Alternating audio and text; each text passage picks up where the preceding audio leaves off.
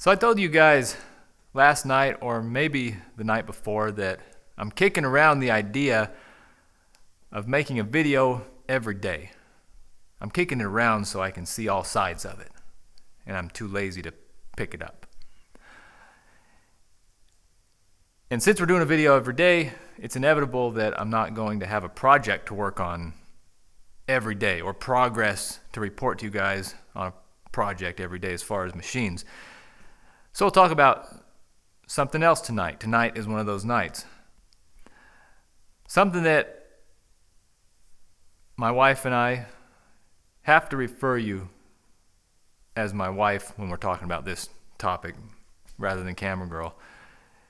Something that occupies a huge part of our life, or has occupied a huge part of our life over the past 10 years, maybe more, is real estate. We've done probably 10 real estate transactions. No, more than that. Many real estate transactions, maybe 15, over the past decade. Buying, selling, remodeling, and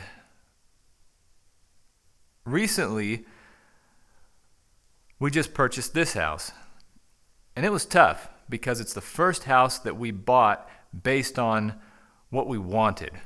We've bought lots of houses before, but they were always purchases based on their investment value. I was in the landlord business for a number of years, and the purchases we made prior to this house were based on the return on investment. This one was different because when you're buying a house just because you want a nice house for you and your family, it's a lot harder to make that decision. It's not just numbers. It's intangibles. It's arbitrary things. How do you quantify how much you like a house? I had trouble with that. How do you put a price on how much you like a house? You're trying to quantify things that are difficult to pin down. And I have a formula that I'm going to share with you that has helped us to wrangle in our mind whether a given property is the right property. It's 3 things.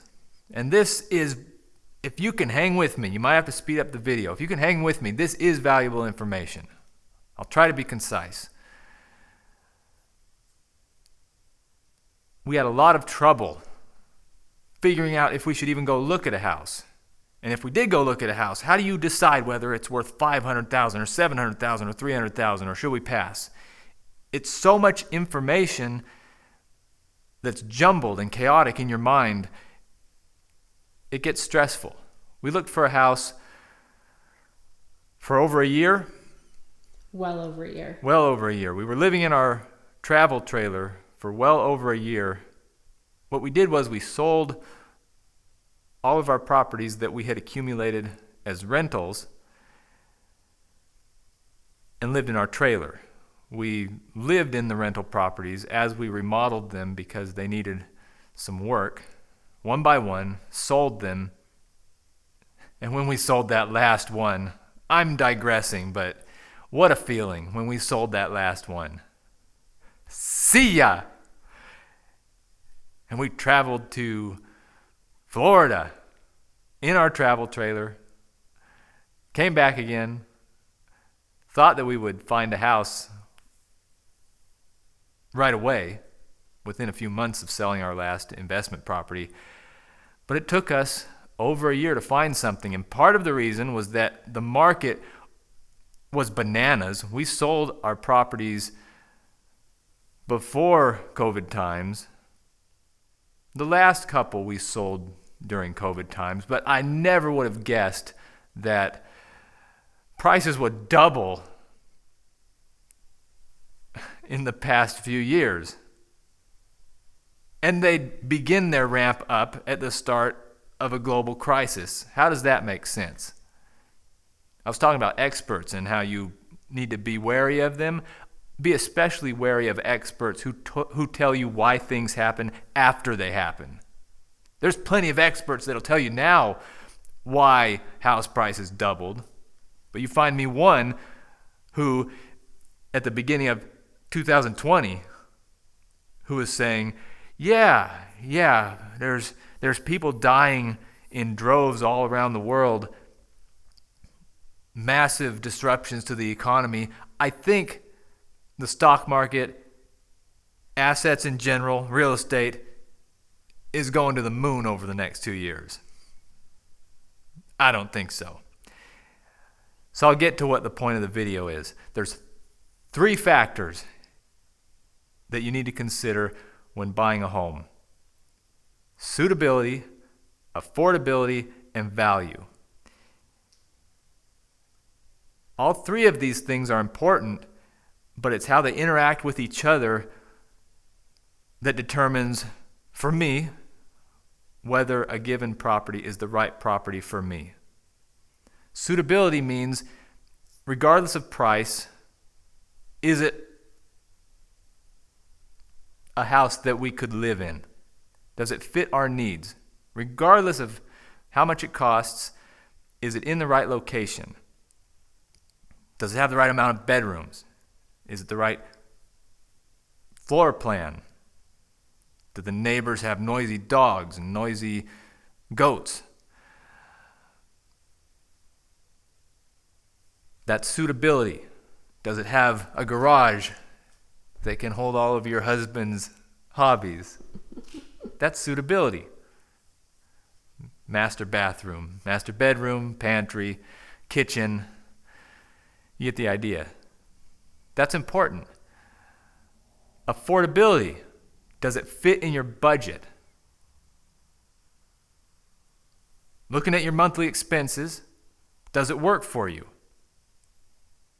If you can separate these things, first figure out, is it suitable? Don't even think about the price. Figure out, is it suitable? Or the order doesn't matter. But what I'm saying is compartmentalize these things. Suitability, affordability, does it fit in your budget? If neither of those work, or even if one of them is so far off the charts it doesn't work, it's not worth moving forward. But if it's got the right affordability, if it fits in your budget without stress, okay, that's good. If it's suitable for you, maybe it's not perfect, but on a scale of 1 to 10, well, there ain't no 10s, but maybe it's a 6, maybe it's a 7. We can paint the walls. Suitability, affordability. The third one is important to me, and I think it should be important to you guys watching, is value. That's different than affordability. Value means, how is it priced in relation to what you perceive it to be worth? Is it below market? Is it above market?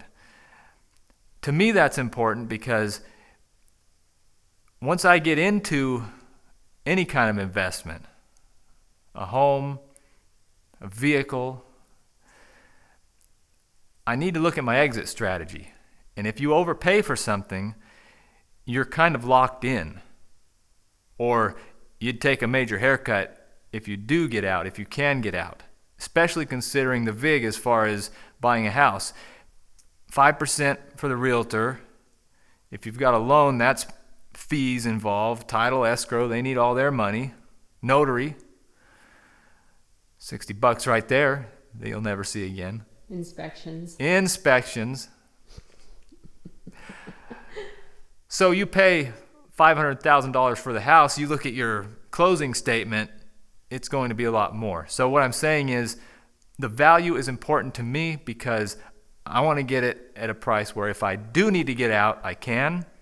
And don't fool yourself. When you buy a home, you're speculating. All the same as if you were buying stocks. You're speculating on the real estate market. If it's your personal residence, it's not exactly the same because you need shelter. And if you don't plan on selling, it doesn't matter if the value goes up or down, especially if it's your primary residence. That's another video if you guys want to hear about it. I'll tell you why it really makes no difference if home prices go up or down. In fact, it's likely better for you if real estate market crashes. But that's another video. So value is important. And because I'm cheap in general, personally, value is important. So you have these three things. Have I explained them concisely? I think so. You have suitability, affordability, value, and these three things work with each other. You may have something that is a little bit low on the value. Maybe it's priced a little bit higher than you think it should be. Maybe the affordability is right on the edge. But if the suitability is off the charts, it's exactly where you want it to be. Everything is perfect. It's got the floor plan, it's got the parks, it's got the schools. Then it's viable. You can switch it around a little bit more. If everything's just average, okay suitability, okay affordability, okay value, well then it's, it can go either way. Personally, I tend towards things where if the value is off the charts, I can compensate a little bit for whether or not it is the perfect house for me. Or if you think the value is there, if you want to take a little bit of a leap, maybe you can stretch the budget a little bit if you feel like putting your nose at the grindstone. So these three things, suitability, affordability, and value, are a way that I was able to make sense of why I felt the things I felt about a given property. That's where this idea came from. When I looked at properties, I would have feelings about whether I wanted it or not, but I couldn't really tell you why I had those feelings. Why wasn't it the right house for us? You're stretching your wrist. You're doing a great job. Need to get you one of those pocket cameras, or maybe I could not talk so much. I have noodle arms. The camera's heavy. Well, they'll get beefier if we do videos every night. I don't know how the reception is going to be with this, but it's worth sharing, in my opinion. It has helped me. I don't know if the words communicate or not for you guys. If you're looking for a house, good luck. It's tough buying a house in what is probably the most inflated market we've ever had so far. But we did it. What would you say this house is for you as far as suitability, affordability, and value? Scale of 1 to 10 is what I usually use. Suitability. 6 to 7. Yeah, okay. How about you?